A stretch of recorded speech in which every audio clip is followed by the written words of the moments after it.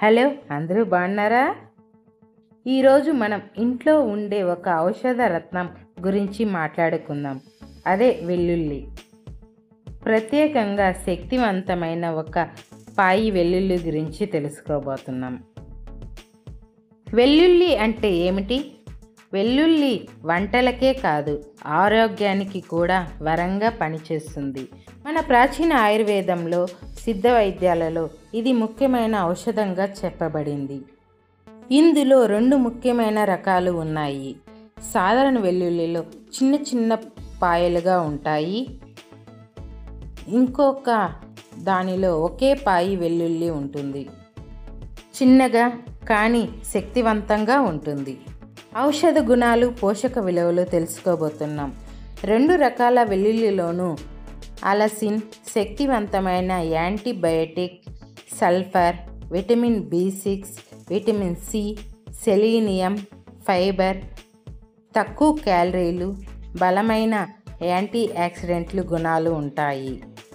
ఒక పాయి వెల్లుల్లిలో ఎక్కువ మోతాదులో అలసిన్, 7 రెట్లు ఎక్కువ ఔషధ శక్తి, చిన్న మోతాదులోనే శక్తివంతమైన ప్రభావం. ఆరోగ్య ప్రయోజనాలు. సాధారణ వెల్లుల్లి లాభాలు: రోగనిరోధక శక్తిని పెంపొందిస్తుంది, బీపీ, కొలెస్ట్రాల్ని తగ్గిస్తుంది, జీర్ణక్రియను మెరుగుపరుస్తుంది, గుండె ఆరోగ్యానికి మంచిది. ఒక పాయి వెల్లుల్లి లాభాలు: షుగర్, బీపీ, కొవ్వు నియంత్రణ, శరీరాన్ని డీటాక్స్ చేయడం, జాయింట్ పెయిన్స్, మానసిక అలసటను తగ్గించడం, శృంగార శక్తి పెంచుతుంది, శరీరానికి ఉత్సాహం పెంచుతుంది, జీర్ణశక్తినిస్తుంది. ఆయుర్వేద వైద్యాలలో వాడకం. ఆయుర్వేదంలో వెల్లుల్లిని రసాయన ఔషధంగా పరిగణిస్తారు. వెల్లుల్లి వాడే వైద్యాలు: శ్వాస సంబంధిత సమస్యలు, జీర్ణ సమస్యలు, నరాల నొప్పులు, చర్మ రోగాలు, శరీర బలహీనతకి.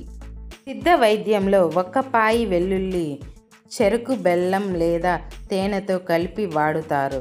శరీరాన్ని శుద్ధి చేయడం, శృంగార శక్తిని పెంచడం, వాత కఫ దోషాలను తగ్గించడం. రోజు ఎలా వాడాలి? సాధారణ వెల్లుల్లి వంటల్లో, రసంలో, చట్నీ ఇలాంటి వాటిలో వాడతారు.